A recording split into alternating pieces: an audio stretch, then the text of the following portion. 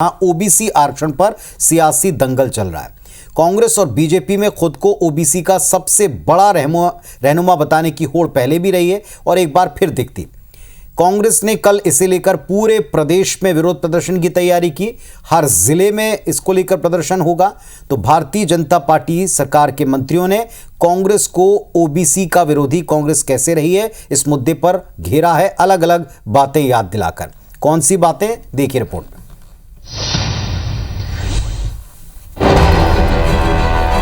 उनके हितों को कहीं भी हानि नहीं पहुंचने देंगे अन्य पिछड़ा वर्ग के। कांग्रेस के नेता आरक्षण को लेकर भ्रम पैदा कर रहे हैं।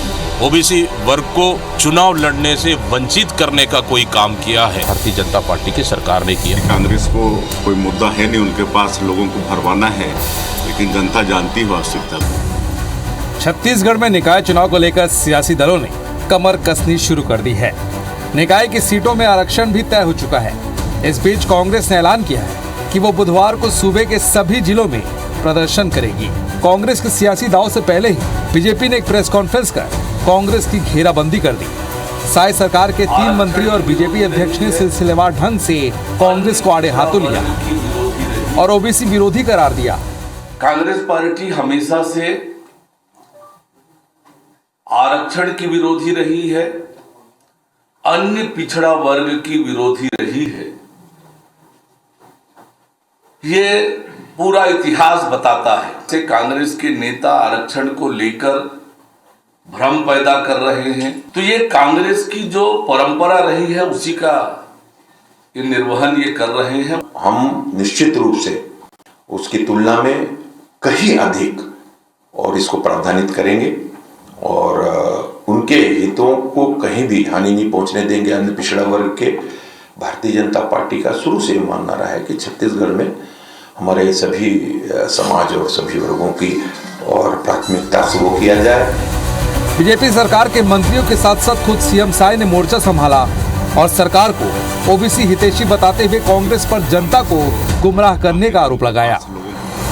देखिए कि ये लोग जबरदस्ती राजनीति कर रहे हैं, जबकि उनको भी मालूम है कि ये सब माननीय उच्चतम न्यायालय के आदेशानुसार हो रहा है। पिछड़ा वर्ग कल्याण परिषद का गठन करके बहुत अच्छे से हम लोग उस दिशा में काम कर रहे हैं। यहाँ पर जैसे मैदानी क्षेत्र में उनका आरक्षण बढ़ रहा है और जो मतलब 50% अनारक्षित सीट है उसमें वही लोग आएंगे चुन के। लेकिन चूंकि कांग्रेस को कोई मुद्दा है नहीं उनके पास, लोगों को भरवाना है, लेकिन जनता जानती है वास्तविकता को। बीजेपी ने प्रेस कॉन्फ्रेंस कर कांग्रेस पर ओबीसी विरोधी होने के आरोपों की बौछार की, तो कांग्रेस ने पलटवार करते हुए बीजेपी की डबल इंजन सरकार में ओबीसी को रिजर्वेशन न मिलने को लेकर प्रहार किया। बस्तर और सरगुजा जैसे क्षेत्रों में पंचायतों में 0 हो गया। पूरे प्रदेश के जिला पंचायतों में जहां पिछली सरकार का आंकड़ा निकाल के देख लीजिए ओबीसी को कितनी आरक्षण थी। पूरे प्रदेश में ओबीसी वर्ग को चुनाव लड़ने से वंचित करने का कोई काम किया है तो भारतीय जनता पार्टी की सरकार और ये डबल इंजन की सरकार है। ओबीसी वर्ग को चुनाव लड़ने से वंचित करने का काम भारतीय जनता पार्टी की सरकार ने किया। निकाय और त्रिस्तरीय पंचायत चुनाव के बीच कांग्रेस और बीजेपी में खुद को ओबीसी हितैषी बताने की होड़ मची है और दोनों दल ओबीसी फैक्टर को भुनाने के लिए, एक दूसरे को पटकनी देने के लिए सियासी पैतरे आजमाने से पीछे नहीं हट रहे। Bureau report, IBS 24।